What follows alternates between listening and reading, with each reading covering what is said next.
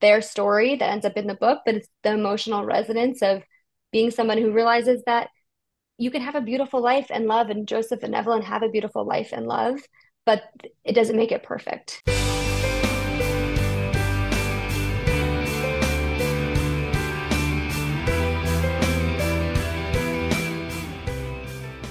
Welcome to our latest episode of Book Reporter Talks To, where our guest today is Amy Neff, and we're going to talk about her debut novel, The Days I Loved You Most. And I have to tell you, I read this book long ago. Like I read it in this format, which I think it was the UK edition of the Galley months ago, and I have been recommending this to people since then. It's a Book Reporter Bets On selection, one of those books I've been waiting to come out. I've been waiting to have people be able to go put in their hands because it is an absolutely beautiful story. It's beautifully written.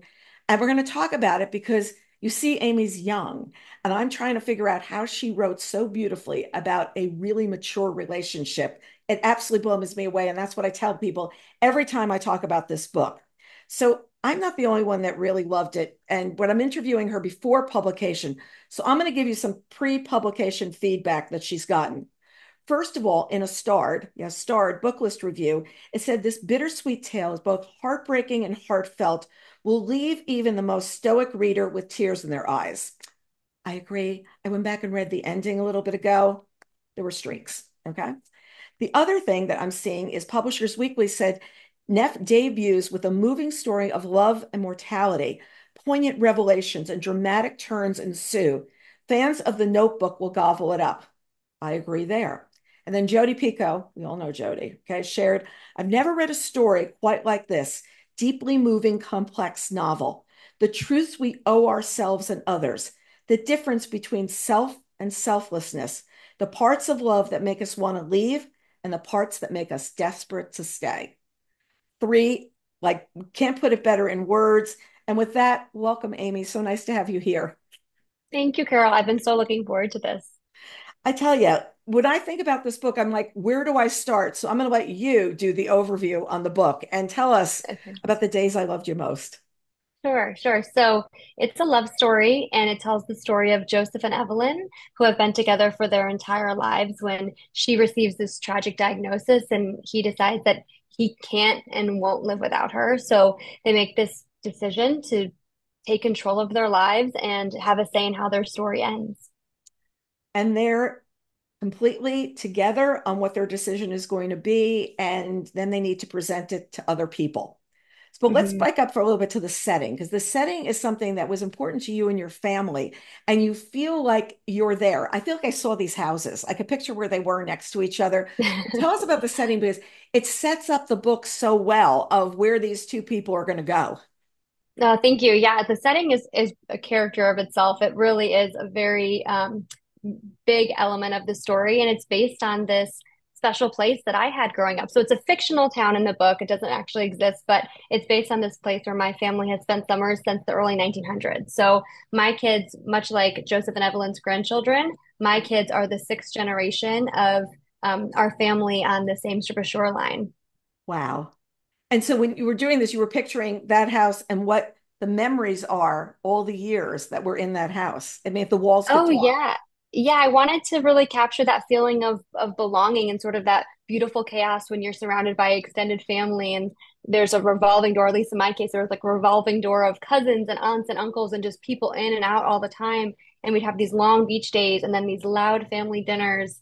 And you just feel this really deep sense of safety and belonging. And it's very nostalgic. And I'm sure for the adults in the room, it was not as perfect as it seemed as a kid, but as a kid, it just felt like this absolute perfect place. And, dynamics have changed. My grandmother and my grandfather have passed away. And so we don't have that house anymore. And, things have shifted, but I really wanted to capture that feeling and keep it forever between the pages of this book. Yeah, and it's funny because you think back about moments with your cousins, moments Yeah. of it's usually the cousins are on their own and the adults are in like having their own thing and you guys are just like running around. I remember that with my cousins when I was growing up and that feeling of we're just going to go off and do our thing because they're doing their Right. thing, you know? It's Right. like, And what's cool about it is there's been so many people who have had different family places, right? This is set along the Connecticut shoreline, but they say I read this and it made me think of my place where Right. I've spent time with my family, or, Right. it seems to really connect for people with those special childhood memories wherever that was. Yeah. Well, for me, it was my Aunt Donna's backyard in Newark, believe it or not, No. when she'd have her big parties. And she'd always say Yeah. she was having a buffet and a big to do. And I just Uh, loved it. And we would go over there and the food would come out for like days. uh-huh. But those are the memories, though. It wasn't at the beach. And then every once Right. in a while, we'd get together with my mom and dad's friends from when they were growing up. And after Labor Day, we'd go have a party where, believe it or not, there was macaroni in thermoses, like to make sure you had the pasta dish. And you know what I'm talking about, those moments where we have to have this one certain thing. Yep. I'm like, Oh yeah. why are we Well, doing yeah, this? I mean, with my family, and this always makes my husband laugh, but it's an Italian family, like coming from Italian immigrants. And Yeah. so I think this is a New England thing or an Italian thing. I'm not totally sure, but we always had our big Labor Day parties and Memorial Day parties in the garage. So like you would have it, that's just where, because you couldn't make the house messy. So Right. you weren't allowed in the house. And we as kids were barely allowed in the house. So when we had parties, they would set up the folding tables in the garage, and that's to this day, that's where my family has parties. And it never struck me as odd until, somebody from the outside says, "Why, why are they in the garage and not the house?" Yeah. Yeah. So Why are we not in the yard? Like it's yeah, summer. or in the Like yard. Yeah, anything. why and I know. Again. Yep. it, it's just these things that happen. And you Yes. remember, like going there was not someplace we belonged to a swim club. We did all these other things, but that was where you'd go do the big parties. And it's those memories, Hmm. though, of you can Right. picture exactly where the tables were, where everybody sat, the orange soda on the table, like the whole thing. You Yeah. just see the whole All those. thing. Right. Yeah, it's Exactly. like wonderful. Did you always make it okay from the beginning of the book? Did you know these two people were Mm. making this pact of saying, this is what we're going to do? Or did that come later on? That was actually where it all started. So I will tell you this sort of funny story. I knew I wanted to write a book, and so I had this very romantic notion that I was going to go to Central Park with my notebook and come up with the idea, right? I was 22 years old when I started writing this, so this was over 10 years ago. And I thought I'd have this like day to myself, and this was in 2013. So I wasn't like on my phone or trying to document this thing. This is just something I did alone. And I did. I came up with the title that day and the premise and sort Okay. of sketched out the characters, and that has never changed. So the book has been through many iterations, 10 drafts to the final. But that day in Central Park, me and my little notebook, it was, yeah, the title and the characters and that premise. I wanted to tell a love story, and I wanted to tell it from the very beginning to the very end. And so I thought, in order to do that, it has to end. And how Yeah. does it end when you've had a beautiful love with someone?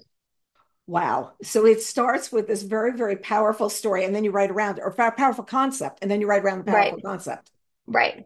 Well, because I knew I wanted to tell their entire life story, to tell their whole love story. And so, yeah, I had to really start at the end. And then I had to make the reader understand why characters would make this kind of decision. I had to earn the ending by Mhm. telling their story. That's a really good way of putting it. Was earning the ending. It's like Hmm. whatever is going to happen. So you wrote the chapters also from various points of view. And was Hmm. that set up like from the beginning, or did you sit there and say, wait a second, I need to be in their head to tell the story instead of being on the outside looking in, because then it's them saying it. It's not me saying what they say. Right. So I always had it in first person point of view with Joseph and Evelyn. And originally, and for many drafts up until just a few years ago, it was always just in their two points of view. Mhm. And then I worked with a developmental editor actually who was a freelance editor, and she made a really good case for me to include points of view of the children as well. And so I was so stuck on it's a love story, it's their story, and so we only get to hear from them. And she rightly so, was explaining how they don't exist in a vacuum and you really need the context of their children because it's their decision, but it impacts everybody. And it's just so true. And it was so smart. And so I ended up threading in three chapters, one from each of their adult children's perspectives. So you hear from all of them. And what's funny is those chapters are basically first draft to print. I mean, there was a little bit of editing in there to those, but they were really, really late ads. And so they just poured out of me because I had been spending so much time with these characters for so long that even though they hadn't spoken yet, when it was time for them to have their turn, it was like they were waiting at the door, like banging, trying to get out. And it was so, those chapters were so much fun to write. And they're actually some of my favorites now. Yeah, because I went back and I was rereading them and I was like, wow, you really had a different point of view from each of the kids. Each one had like, Hmm. this is, you're being selfish. Why are you doing this? I under all these emotions are coming out. And the Yeah. parents could have intuited what those emotions were. The kids had to like pour them out on the page, but it felt very, for saying it's like the first draft on it or whatever, it felt like exactly the way they would speak. It felt like exactly the way they would come out and say, and what their upsetness. Is that a good word? Yeah. Like Yeah. you've got Yeah. young Yeah. kids. I'm Yeah. upsetness, Level of Mom. sadness. Yeah. I'm Yeah. upsetness. Yeah. Their upsetness. Boy, that's good, Carol. Would be like, exactly what you would expect them to each have said because Yeah. you saw them through their parents' eyes. Right. And they really did each have their own perspective of why they had an issue with it. And Mhm. sort of I can bring the listeners through. So the oldest daughter is Jane, and she is fiercely independent and doesn't understand why the end of one means the end of both. And so she really is in complete disbelief and just feels like this is a absolute out of pocket decision and it doesn't make any sense to her. It's unfathomable. And then there's Thomas, who's the middle child and only son, and he is um, very angry about this. He feels like this is selfish. This is sort of a coward's way out. He feels like they're being immature and, they're just considering themselves. And then there's Violet, who's their youngest, and she is always more of an idealist about love and just always really romanticized her parents' relationship and marriage. And she puts it on a pedestal and feels like even in their death, they are out romancing her own life. And so she feels a bit oddly envious of her parents' love, even in this situation. And she uses it to reflect on her own marriage, and it kind of reveals the cracks in her own marriage as well. And so even though she's devastated to imagine them being gone, she really feels like she supports the decision and understands it and almost looks up to it as well. Yeah, she feels that this is something else that you've done that shows me a way. Like your love showed me the way, and the way you choose to do this is a way. And you're Right, giving me a path, whereas the others are not, quite seeing it that way. Did you right. go back and forth? We've got different timelines. These book starts in 1940s, goes up to Hmm. 2001, 2002.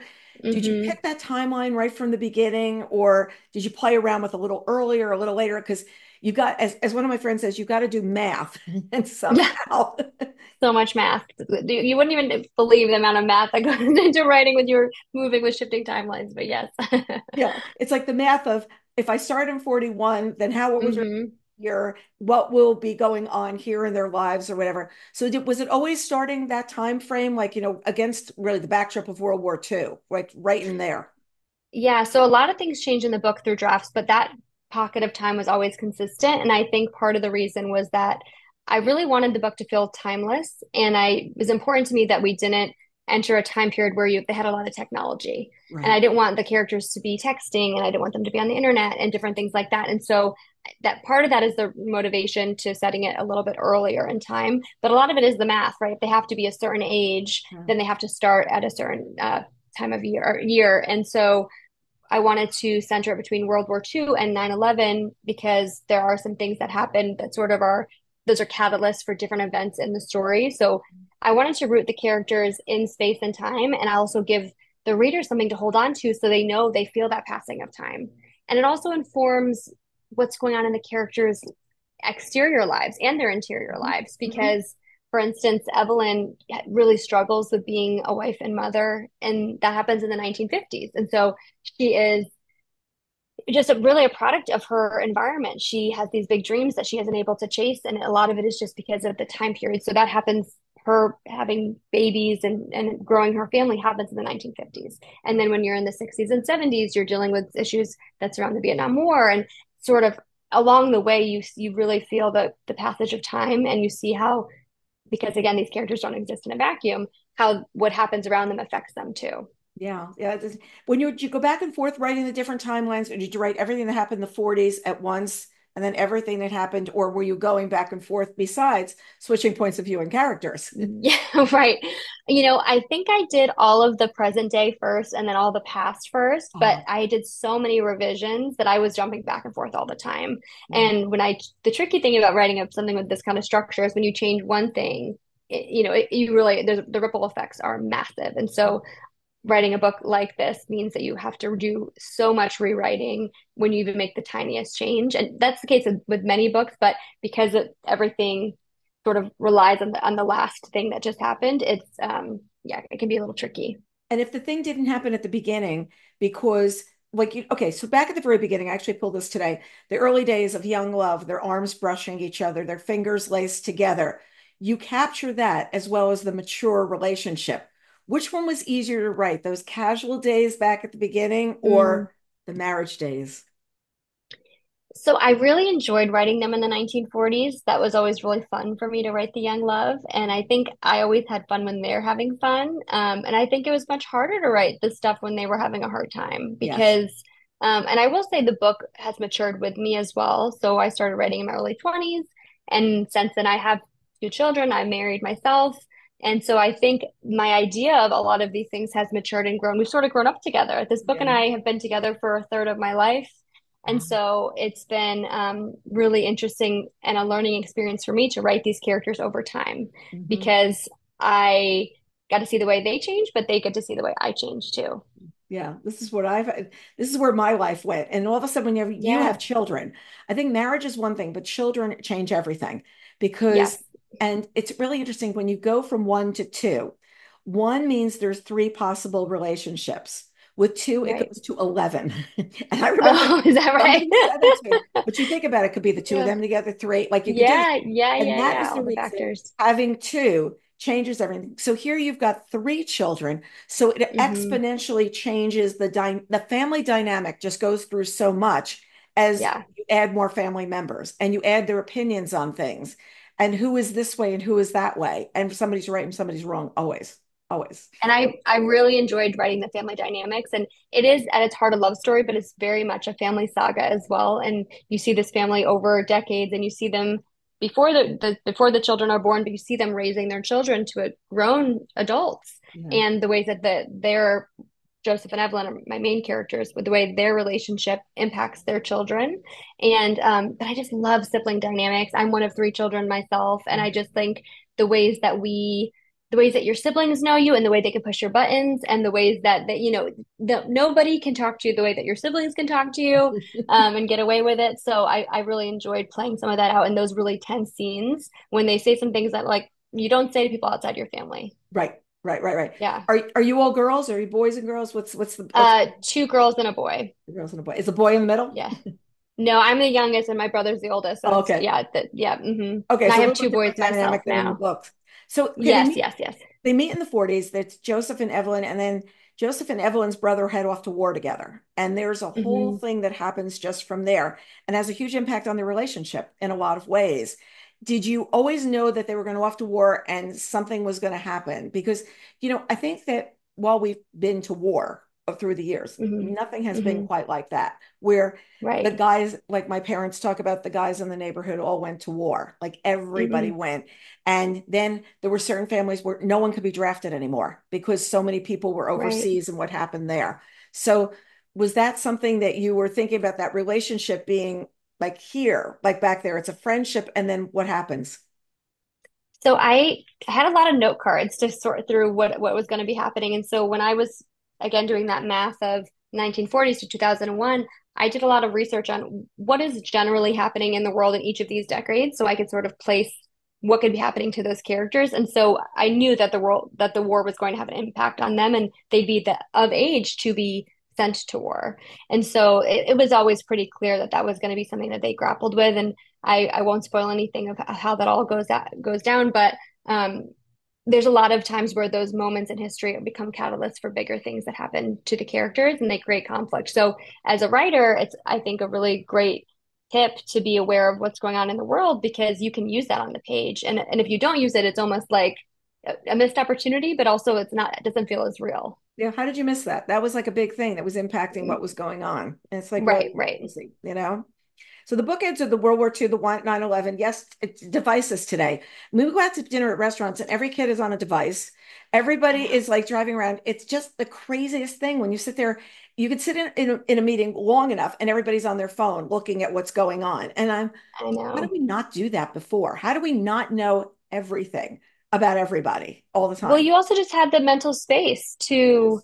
to think and be bored and all those things. And that's why I'm so grateful. Actually, a lot of the writing of this book happened before I was trying to document the creative process because I think one of the hard things now in being a writer is you have the work that you're doing, but then you're building the platform and you're documenting the work. And I do a lot of that now, and I'm very active on social media now. But in the real like beginning early stages of excavating the story, I have no photos of me writing it. I don't have any, no, I have no videos. I was just doing the work. And I think that's a little bit of a lost art. And it's not the writer's fault because that's sort of the demand of the industry now. But I'm very glad that I had some time sort of in the dark to do what I was doing. in the dark and like just writing, just being what you're doing.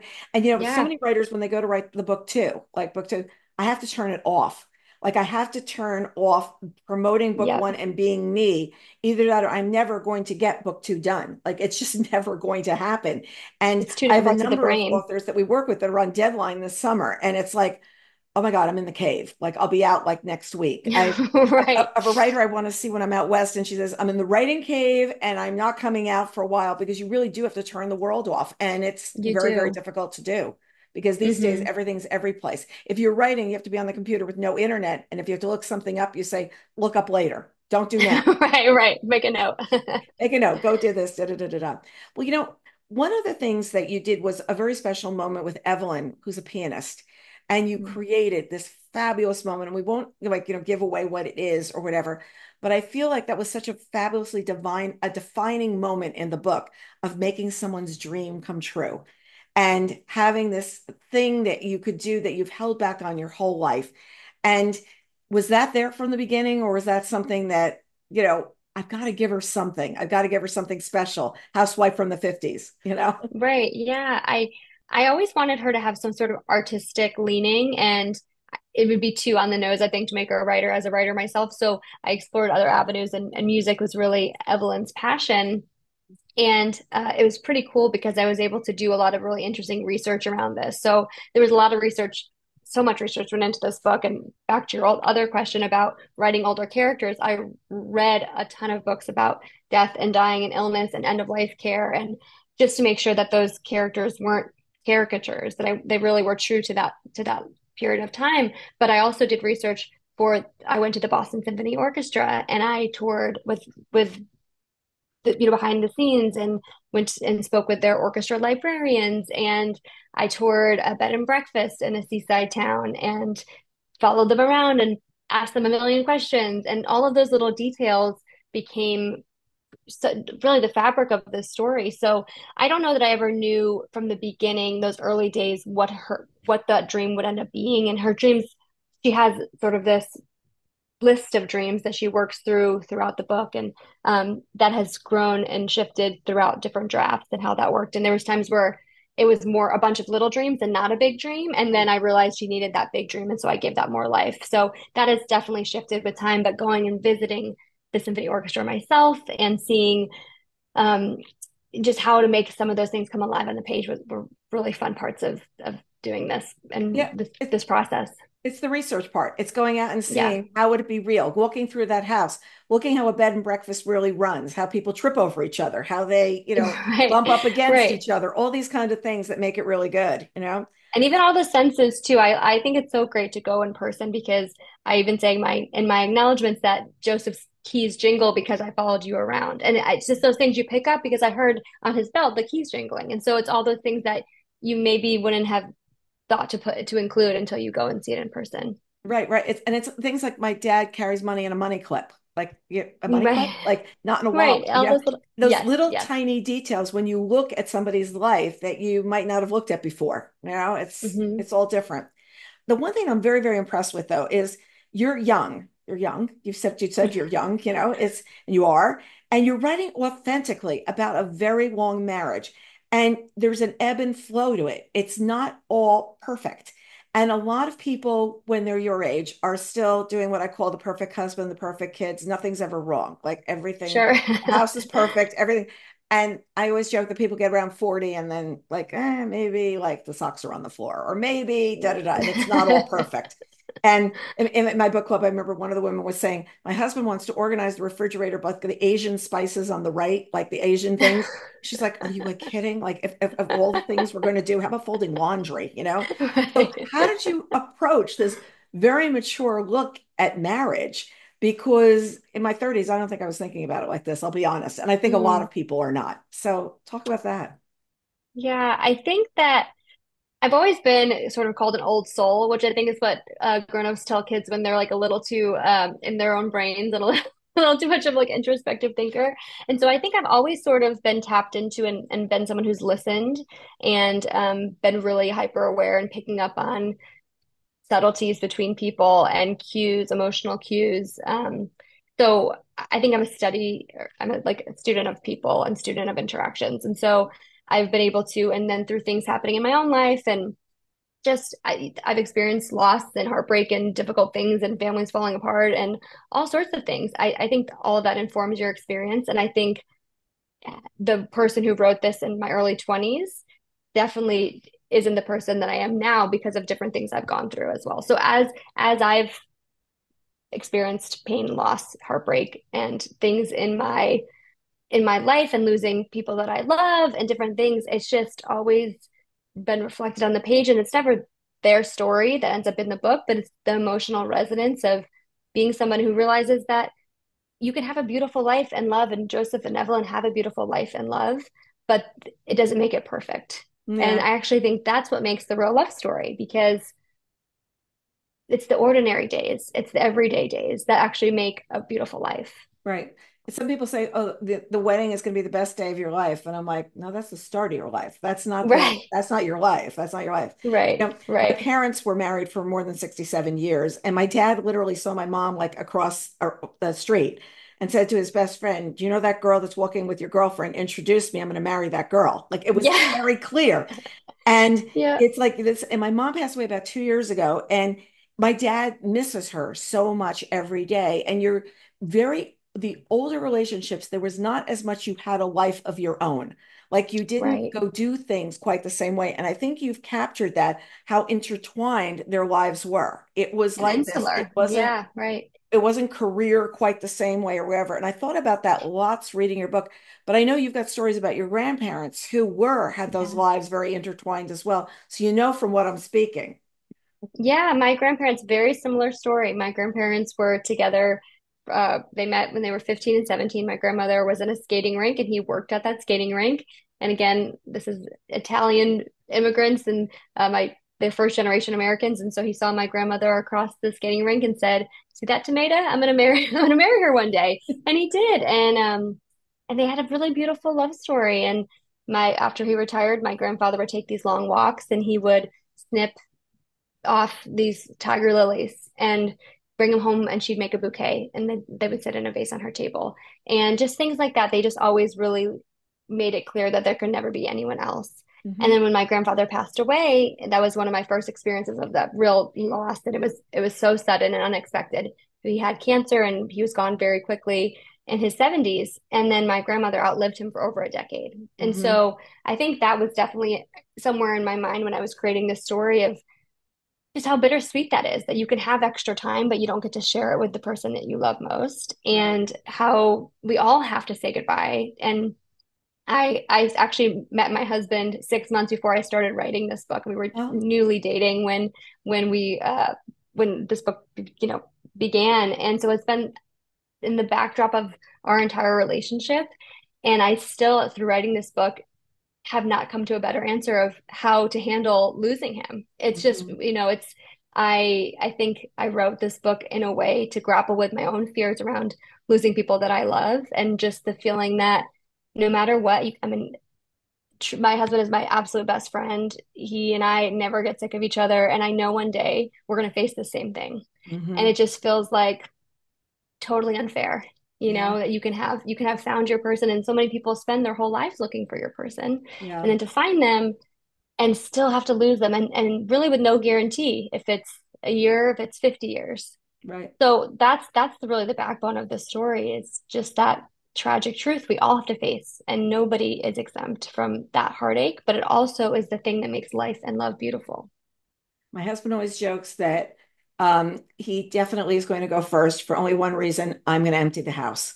He says, because I'm not going to get rid of all this stuff. You're going to be left getting rid of all this stuff. So that becomes the joke. That becomes like, you start having these moments where you're just sitting there like, he's like, I'm not going to be dealing with all this stuff that I Right. have But here. these are conversations everyone has, right? Like everybody has had that conversation. If you're lucky enough to be in love, then you've had the conversation of you can't go first, or Right. it's just all of that stuff. And you have the joking conversations, you have the serious conversations, you get emotional about it, and there's no way around it. Yeah. And it's something that I think as a society we don't do a great job preparing ourselves for. Yeah. And in America, at least, I think other countries sometimes do a better job dealing with death and things like that. But here we just sort of live in the denial of it until we're hit in the face with it. And so yeah, this book is a little bit of me facing that, but it doesn't make it any easier. No, no, no, no, no, no, because you're just making decisions together, and when that is not happening, and there's a lot that goes into it. Like my dad really didn't cook. My mother did all the Mm, cooking, and then all of a sudden it's like you're 91 years old and you're going to learn to cook. I mean, it's a right, totally different right, thing. right, Totally different. exactly, It's the basics as exactly. well as everything else, as well as having the family around. And when you've built your life so closely with another person in the way that Joseph and Evelyn have, and that's part of the reason I developed it the way I did with that very insular be relationship from the very beginning when they were so young, because you have to make it believable that somebody could really not imagine a life without the other person. But if they've never had that life without another person, how can they imagine it? Right. So, They live next door to each other. They were in and out of each other's lives. They have memories that go back to being very young because right. they were in the same world. And so many people now meet and they meet at college. And when they meet at college, they've come from very different places. And so Yeah. you get to know their background or they get to know yours. And it's just different because then the It's world was different. smaller. The world was so much smaller of people didn't go to all these different places. You went as far as your neighborhood. You knew people in your neighborhood. That was the 40s. That's what it was Right, like. right, exactly. And It, that's why Evelyn is such an outlier because she was able to get away for a while. She was sent away, but it ended up being a really positive thing for her. She went and lived in Boston for a while with her aunt, went to this school for girls, but it opened her eyes so much to this world outside of the town that she was raised. right. And Joseph goes away as well, but he goes away for war. And so where Evelyn has this really beautiful experience of exploration and freedom and this world expanding, Joseph has the exact opposite experience of anything outside is bad and scary and can be result in something really really horrible. And then when he retreats back home, he never wants to leave again. And so Yeah. they're at odds, constantly at odds with this one wanting more and one being very satisfied with what he has. And especially people coming back from that war had so many things they never wanted to talk about again. Like we just Right. don't, it was all just bottled up. And to sit and have those memories, it was when you hear about the stories of what happened, it was so hard to go through Right. this. It's almost like just shelve that and let's make our world small again. And it's just us. Exactly. It's just us. Exactly. And we can feel comfortable. So you've got this really long road to publication, really long road, Yes. 10 years Very of long road. working on the Yeah. book. And were you working on it all the time? Like, was it months where you put it away, or were you really saying, I'm gonna sit down and spend time with this?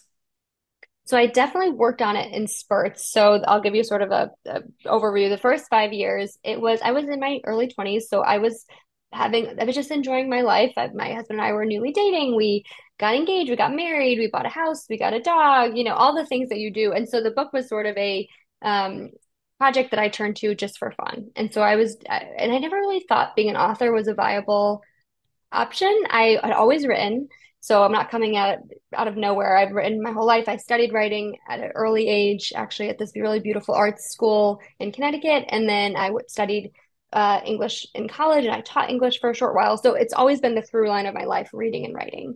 But I wrote just like poetry and short stories for myself, and then yeah, this idea of writing a novel, I sort of kept it as this fun project that I was doing. And then about 5 years into doing that and bringing it through one or two drafts, I thought, what if I could just really see where this goes? I've already spent this much time on it. I already have a completed project.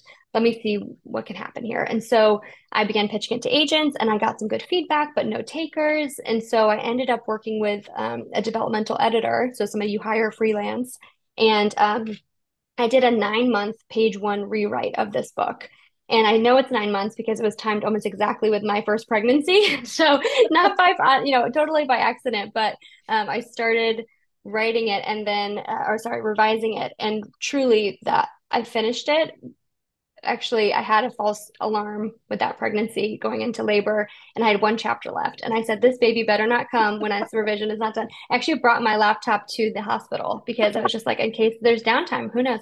And so I finished the revision because that was a false alarm. I was able to go back, do my final chapter, and then he was born. And so then the next 5 years, now you know he's five. For the next 5 years, I was juggling this book and revising this book with having I had two boys under two in quick succession. Um, and so I was always writing while pregnant or with newborns or toddlers, and I was a full-time stay-at-home mom. So I was always just working on it really when I could make the time. So I woke up at like 4 in the morning or I'd stay up late and I worked during their naps. And I just really tried to always carve out that time for myself because I knew if I didn't, because I'd already spent so much time on it, I knew if I waited until they were old enough or if they Right. were in school, I would never get back to it. And so I just would work on it as and sort of in spurts. I would work really hard and have a very intense schedule for a set number of months. And then I would send it out to agents and in that time, I just didn't touch it at all. And that takes many, many months to hear back. And so I would collect these rounds of rejections, but they were always these really beautiful, glowing rejections. And so I knew I was on the right path. And truly part of the main issue was that I was querying. So I was pitching literary agents from fall 2019, really the agents receiving the manuscript early 2020 to 2022. So we Oh, know now that this falls over the pandemic. And so I was pitching this story of about death and illness and very heavy themes. Even though it's not a depressing book, it deals with this heavy stuff. And so I would get these rejections saying, we love this book, we think you're a beautiful writer, and we cannot sell this, and so we cannot sign you. And right. so I really just had to not take it personally. Mhm. And I just kept telling myself, if I can make it stronger, one day it won't matter. It won't matter what the world is like. And so I continued to revise. I didn't take it as a personal, attack on me or my worth or my writing, but I also didn't take it as an excuse to just put the book away. I continued to work with editors and I revised 10 drafts to the final. And those last 5 years was the majority of that revision. And every time I just kept getting so close, so close. And then I actually put it away for a while. I wrote a different book and the very, very rough draft. I did National Novel Writing Month when my second son was 7 months old. So I was just like, something's not working. I'm putting all my eggs in this one basket. Let me see what happens when I try something else. And maybe The Days I Loved You Most will be my second book. That's okay too. And Right. so I started working on something else. And then during that time, I was going to work with another editor, so she was reading it. And having that time away, I think took some of the pressure off the book. And then I was able to jump back in with fresh eyes. And that was the draft that got me my agent. And then the book, did one revision with my agent. And then that book sold in 4 days. And Wow. so it was like 10 years and a week to an absolute dream come true. And then it sold in 4 days to HarperCollins. And then in quick succession, where it's sold in over 20 countries. So it's been one of those like absolute wild experiences, but so much lead up to that like big, Well, because overnight success, quote overnight unquote, success. right? Yeah. Right, right, right, right. You could just do an article, my 10-year overnight success. You know what I mean? Yes, This is what ended up exactly. happening. Yeah. But I'm so glad it took so long because there was so much I learned about rejection and so much that made me stronger because when you come out of when your book gets published, you're not immune to that. You're going to get all the reviews and all these things and it's just so good to build up that thick skin early in your career.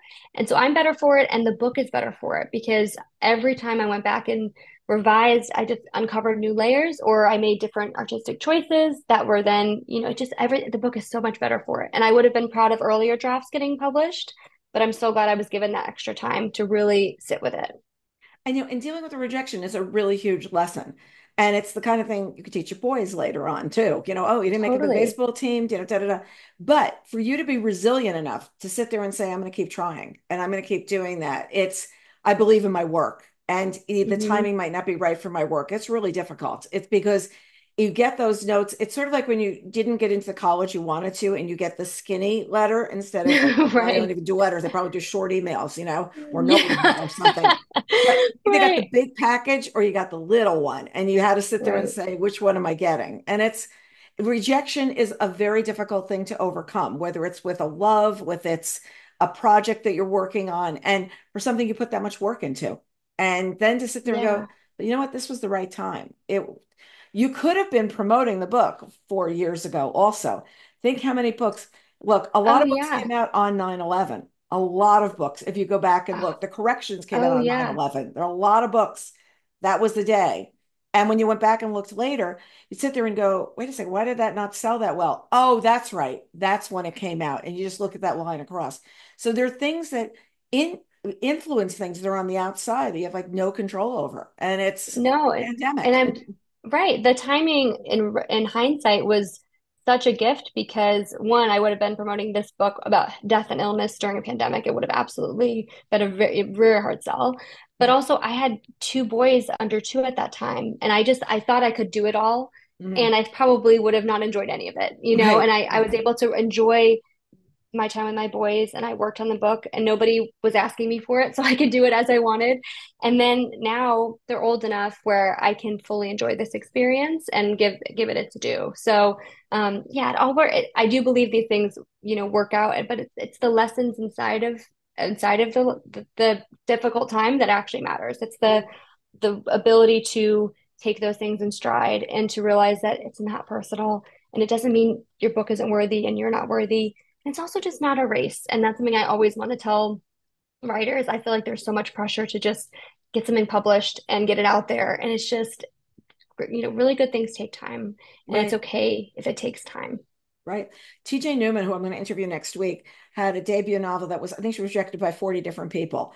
And then all of a Mm, sudden, Right Agent became a really big deal. And then after that, the movie deal, like it just went boom, boom, boom, boom, boom. And it right, was like, but 40 people said no. And I right. think that Brad Meltzer talks about how many people said no before they said yes. And I think that we don't hear those stories enough. We hear the overnight successes and we don't hear Oh, about sure. it was like a tough Yeah. road to get to where you are, you This know? hundred of rejections on this book. It was really nobody wanted it, Carol, and now you know everybody does, and it's really very funny because it's hard to sometimes process the success when you've been in that place of the Yeah. rejections for so long because you're just when everything started happening and last summer I got the call about HarperCollins and then all the international deals. There was like a month or two process where or a period where my husband and I would sit up at night and just talk through and just process what was happening Yeah. because it was so crazy. And I just got back from actually the whole family. We just went to Germany for the German launch because it's the biggest book in Germany. It's the biggest campaign my publisher has ever done, which is just it's crazy to say. And there's billboards all over all of the cities, and it's the biggest displays, you know, big displays in all their bookstores. And so those are the kind of things you're like, is this really the same life? Is this the same book that I would spend just rejection, rejection, rejection, rejection? And in a lot of ways it is the same book. In a lot of ways it's better for the time it had all the work, but it's a lot of ways the heart of the book is the same. And so some of it was timing. Yeah. Yeah. And the book is very authentic. As you're reading it, you feel it's a very authentic story. I'm telling you, I've been telling people for months like that you're going to want to read this Thank book. When you. this book comes out, it's a book that and I really loved it because I gave it to our 24-year-old contest coordinator and she loved it as much. And she came back and was talking about it and she says, I read a lot of books about young love. To have read about mature love was like a totally different thing for me to have done. So it was really, really lovely to hear an appeal to her age group as well. It's not just like, oh, this is like, certain people of a certain age are going to love this story. No, it's a love Right, right. story. It's a love story. Like, And you sort of see thing. them through their lives. And so what's been fun is I've heard from all different age groups of people identifying with certain characters, or sometimes they identify with the children, or they say, my grandparents had a love like this, or, you know, I want to have a love like this. So I think that there's something in there that appeals to everybody if you're looking for either something in your own life or something that you admire in others. Well, we're also in such a celebrity induced culture right now. I mean, Yeah. really celebrity induced. I mean, there are times where people say, "Oh, this person's really big. I have never heard of this person, and I am pretty much out there in the world." And I have, Yeah. and there are times where I'll be like page 6, and I have no idea who these people are, and I'm Oh, like, yeah. "These Same people here. are that important?" I mean, they're not Kardashians, but who are these people? And I think we have such a different view of what success is and what Mm-hmm. that is, and it's overnight success, or it just happens so quickly, and all this kind of, and we're just it's almost like the path to getting there and taking time to get there is something that nobody thinks happens anymore. It's all like here. Right. You have 1 million followers, you have 2 million followers. Like, Right. really? Like, I mean, I had somebody who said to me one day, could you have somebody help me? Because I think a lot of them are Indonesian people, like men, that have glommed onto this account and they're not really authentic. And I would much rather have 20,000 real than Right. Right. You have the 60,000 bots. not Yeah. real. Like, I don't want Right. bots. I don't want bots following me. That's not important to me. What's important to me. And I thought it was a really interesting thing at a time where everybody's just like, what's your biggest number? The number of what you're doing, Right. you know? Right. What's Right. your open No, rate? What's your this? What's your that? What's your engagement? yeah. Like, that's what they want to hear, you know? Right. I don't think, and it's so funny because me taking 10 years to write this book has been a big part of what I talk about on podcasts. People are so shocked and they think it's so amazing. And I think it's less rare than people think. And I think it's just that people don't always share the whole journey. Yeah. And even if it's not 10 years on that book, it's other writing you are doing. It's learning, it's reading, it's whatever. There's so many things that go into the holding of the actual book that I think it's hard to sometimes. Mine's easier because I actually was writing the book for 10 years and then it got published 10 years later, but the journeys are long no matter how they look. And I just don't think as a society we are as open about that because we want to look like it wasn't so hard. And I think people think if it was hard, maybe you weren't good enough from the start. And I don't think that's true. I just think that good it's hard. It's hard to break through and do something in any sort of big way in a creative space. And so I think it's okay if it takes a long time. And I Mhm. think it's something I'm actually really proud of. And I think people should be more proud of the journey to their success and not just the success. Yeah, I would agree with you. I would agree with you because you remember things. I mean, we started this company 28 years ago on AOL. Hello, hold that moment. And and Yeah. you sit there and every once in a while I like there's a whole folder of like the big files boxes in the hallway of what we have gone through the years. But you couldn't get to here without that. And the things you Exactly. it's like the chapters you had to drop along the way because it just doesn't work. And it's like, Right. no, not there anymore. So it's the cover is absolutely terrific. I love it. And I know that there's the backstory on it, but you tell us the backstory because it's really just gorgeous. Oh, it's so Yeah. special. So it's an original painting, which is really cool. It doesn't always happen that way anymore with covers. And so I reached out to the artist, Claire Bremner. She's an Australian artist, and I have the painting. And she was so sweet. She sent it to me with a note, and she said I actually painted two variations of the cover, and I couldn't bear to have them parted, so she sent me both. And Oh, so it's really sweet. And so I'm going to get them framed and put them up in our house, and it's nice because it doesn't have the font or the people. It's the just the people, beach scene, just the so it's just sort people. of like a Yeah. nod to the cover. It's not the exact cover, Right. um, but it's really special to have that as a piece in the house. What I'm loving too is the cover, this cover is being picked up around the world because it's so perfect and it's so beautiful with the two people there. And I love that because you're seeing the German cover, but it's German words, but it's this cover. Yeah, And I love that. Absolutely love it's that. rare too. Usually, Yes. countries change the cover and they do something completely different because it speaks more to their market. But this cover has really resonated with people all over the world. So as of now, I'm in over 20 countries, and I think only one has changed the cover, Wow. which is really pretty amazing. Yeah, your covers on the page will all look good. When we put Yeah. all the covers on the page on your website, it's going to look terrific. Right, Like, oh, right. just the words are going to be different. You have Yeah, to figure out, okay, right, which language is that? Which language is that? right. You've also got something that it usually doesn't happen on a debut novel is an ensemble cast doing the audiobook. And Mhm. it's really wonderful to sit there. I've never like it, the ensemble cast gives a book a lot more gravitas, a lot more weight of what's Yeah. going on. And have you heard it yet? Have you listened to the ensemblette, as I call it? So I listened to some excerpts and I just started crying because it's so bizarre to have this, and all of this is bizarre, right? But it's so bizarre to have this thing that you've worked on for so long and then to hear someone else's voices saying those words. It was really very cool. And I've actually got to meet the narrator who plays Evelyn. Oh, I was at a conference for booksellers and or I can't librarians or booksellers. I went to a few conferences before publication and I met her at one. So I got to hug her and meet her, and that was so cool and so special. Um, and she has really treated this book with such care and did an amazing job. Andy Arndt is her name, and all of the cast really just knocked it out of the park. But I haven't listened to the whole thing. I'm headed out on tour starting Monday through all next week, and my husband's coming with me, and we're going to listen to it while we drive. So Oh, that'll be really like a nice way to listen to it. yeah, and that's way to sit there and enjoy it together. It's funny because Yeah. I was listening to an audiobook the other day and I got in the car and I said, "My husband, let's listen to an audiobook." And he was, "We're listening to golf." And I'm like, "That's a nap." So I said, "Okay, we got to find something we're both going to want to listen to." But Right, that middle was ground. so special for you being able to go on tour and be able to listen to that as well. So I know that people are going to be asking, what are you working on now? So are you Mhm. working on something now, even doodling around with it, or because it can't take 10 years again? We can't do that. No, it won't take 10 years again, but I'm fully enjoying the launch. I think that I have come so far and it's been just such a long road that I want to fully enjoy and be present in this experience. And honestly, there's been so much going on with the launch. We Right. were in Germany and then just so many interviews and different things. And I still am home with my kids, summertime, but they're home. And so it's still finding the time and all that. Right. So in the fall, when for the very first time, both of my children will be in school, my oldest will be in kindergarten and my younger will be in preschool. Oh, So I'm going to be a whole new woman. I'm going to have stretches of uninterrupted time where I can get things done. And so, yes, I think I'm going to really start to shift gears into writing again. And I'm excited to do that. But I want to enjoy this part oh, first. enjoy. You have to Yeah. enjoy where you are right now because it's especially when you waited a long time for it. So, Yeah, this is the payoff. This is the payoff of all those at that time. So I'm fully here.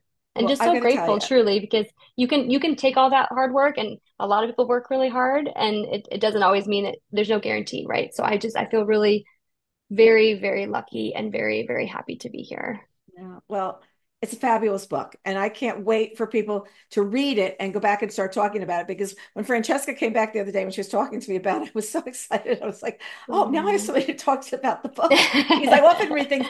I try often not to read this early, but I was so excited about it when your agent Wendy is a friend, and she was telling me about it, and she's, "Can I get it to you?" And I was like, "Yes, get it to me. I'm dying to read this book. Give it to me." Thank you, But it Carol. was Thank so you. early, and I'm like, wait a second. Yet the other night I was like, I think I need to go reread because I need to make Yeah, sure yeah, skim it. right. Because I'm one of these people that's really bad. It's the boy, the girl, the man, the woman. I never remember Yeah. anybody's names.